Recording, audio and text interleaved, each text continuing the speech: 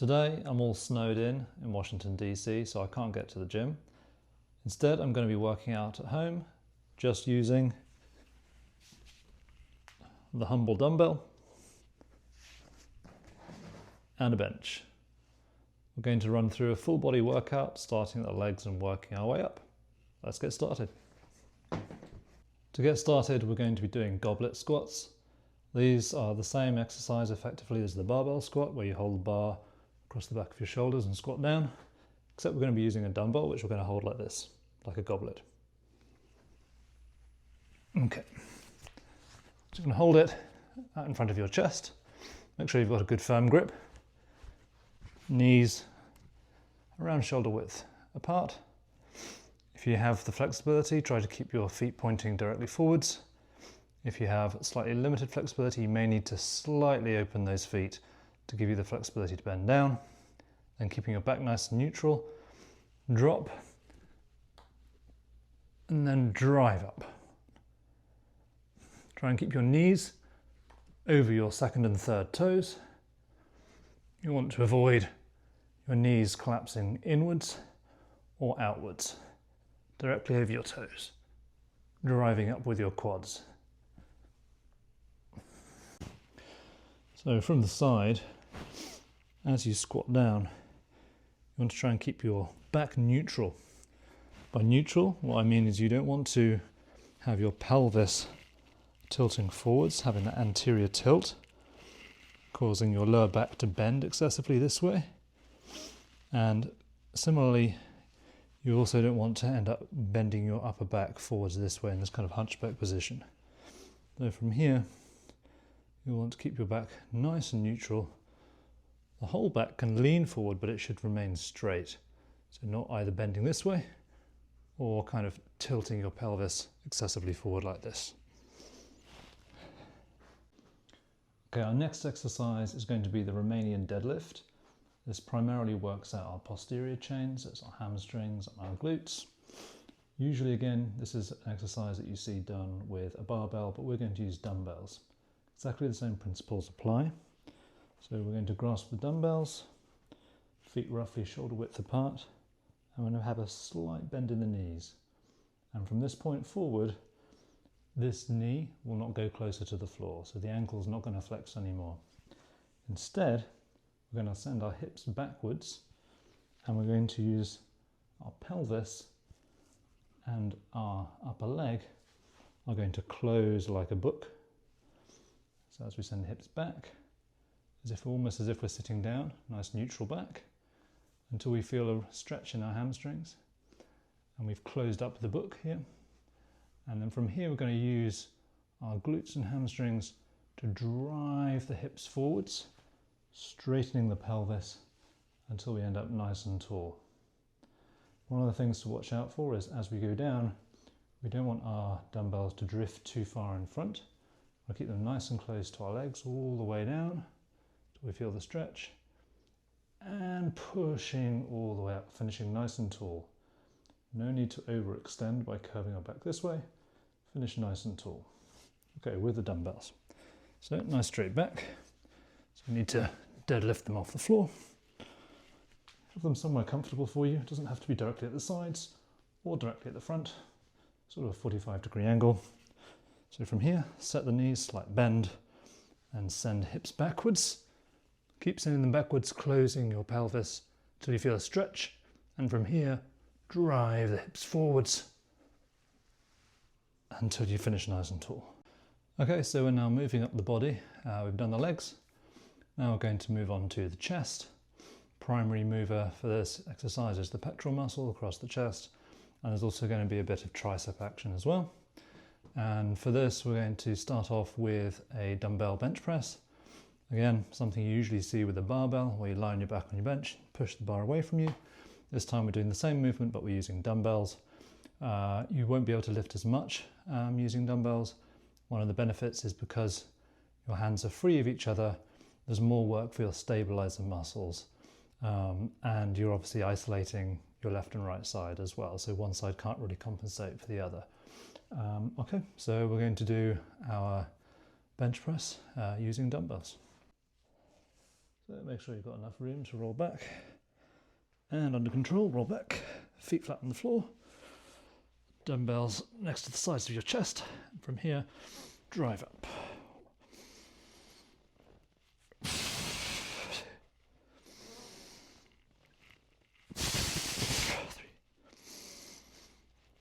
Sticking with the chest, this is an alternative exercise. You can either do it instead of the dumbbell bench press that we just did, or you can switch it around and do this one instead. And this is the dumbbell chest fly. So you're going to lie down on the, and then from there we're going to squeeze the chest muscles and pull them back up in front of us. So we're going to keep our arms relatively straight with just that slight bend. We're not going to bring them in and then push them up. We're going to bring our straight, almost straightened arms all the way up to their starting position. Let's give it a go.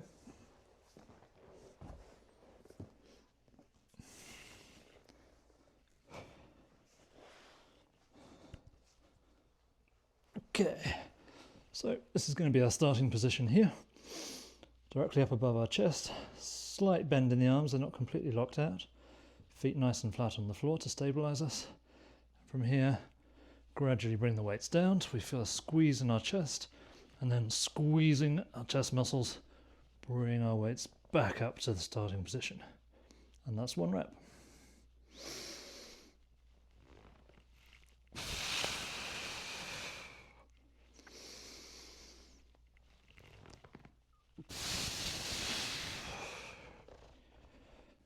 Okay, so we've just done the chest. Now we've got to do the other side, got to do our back. We're going to do two exercises. Again, you can do both of them, or you can choose one, and then every couple of months flip it around for another one, or if you're working out multiple days a week, you can do one on one day and then one on the other. I'm going to start off with the dumbbell row. For this, you ideally need a bench, and the way we do this is we support one side of our body on the bench, nice firm stable position, and we grasp our dumbbell. And the movement is pulling, keeping our back nice and neutral, driving our elbow upwards and bringing the dumbbell up towards our hip.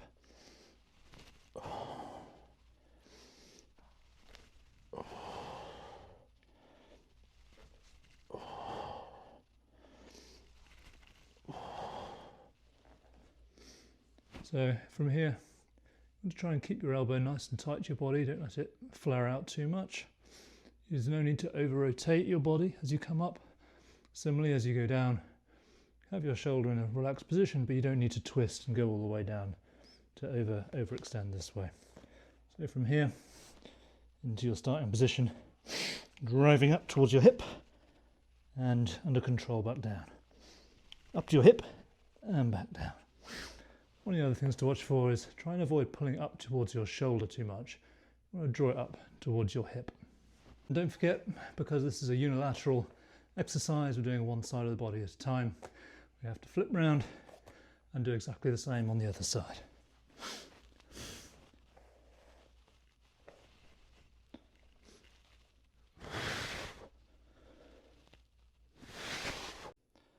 Okay, so this is going to be the second exercise that we do for the back, and this is going to be the reverse fly. Earlier on, we did the dumbbell chest fly. We used our chest muscles to squeeze our hands together. And this is going to be the reverse of that. We're going to have our feet just about hip width, slightly over hip width apart to give us some stability. Going to send our hips backwards, so we bring our upper body down into a more horizontal plane. From here, we're going to grasp the weights kind of down in front of us, in the middle of our chest. And then from here, we're going to use our upper back muscles to bring our arms out to the sides. A couple of things to try and avoid. Try and avoid the tendency to bring your upper body up. If you see that, it might be that the weight is slightly too high. And try and keep your legs set. Try and avoid the tendency to bring your legs straightening as you come up. So with a little bit of weight. From here, try and keep the upper back nice and neutral, nice and straight. And from here, think about the upper back muscles and squeeze out to the sides and under control back down. Breathing out on the way up and in.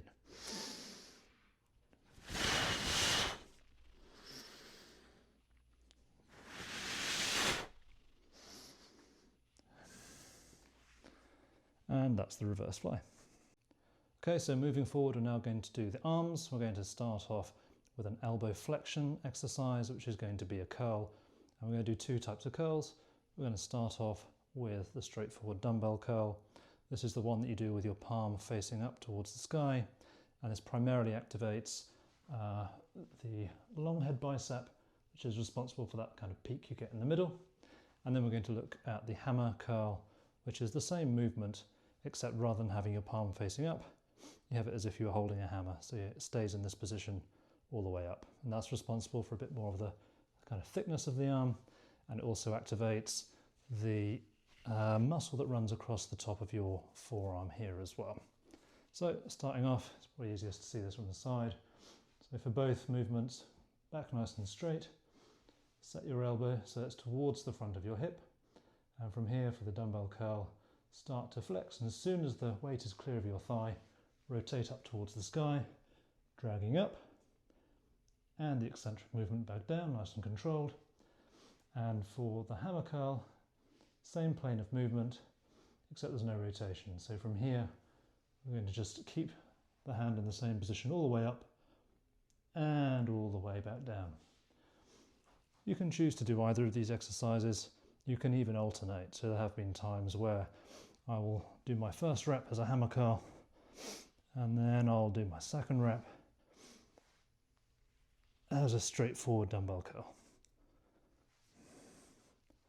And that's two types of curls.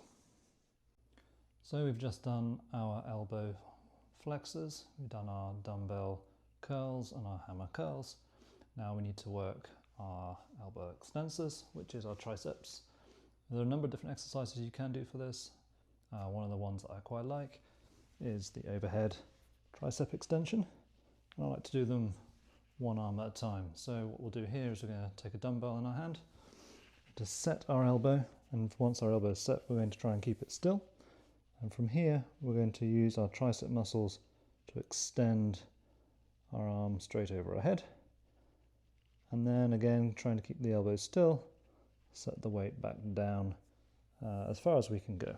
So with a little bit of weight, get ourselves into our setup position. So from here, try and keep our elbow nice and straight. If you've got a mirror, that can help. Sometimes you can also just touch your arm here as well as another reference point. So from here, extending and resetting with the eccentric movement back down. So from here, extending and resetting. Because this is another unilateral movement, we're going to have to repeat the exercise on both sides. So there are 5 basic types of movement when it comes to resistance exercise. There's squatting, for which we did the goblet squats. There's hinging, where we did the Romanian deadlifts, with the hips going backwards, closing up that pelvis, driving them forwards. There is pushing, so we did the bench press with the dumbbells, where we're pushing away from us. There is pulling, for instance, when we did the rows, we were pulling up on those dumbbells. And the final type of exercise is pressing, and this is pushing something but overhead. So this is activating our shoulders, and the exercise that we're going to use, which is our final exercise for this workout, is the Arne shoulder press with dumbbells. So it looks like this. Let's get some weight. So the start position is having your hands in front of you, palms facing you, holding the dumbbells like so, and then from here, keeping your forearms nice and vertical, drive up, naturally rotate out, and then on the way back down, naturally rotate back in again. And that's 1 repetition. So that's the Arne shoulder press. Try to avoid as much as you can, avoid excessive leaning backwards and forwards. Try and use your core to stabilize yourself. But one more time, into position, and then from here, keeping forearms nice and vertical, drive upwards, rotate naturally on the way up, and on the way back down.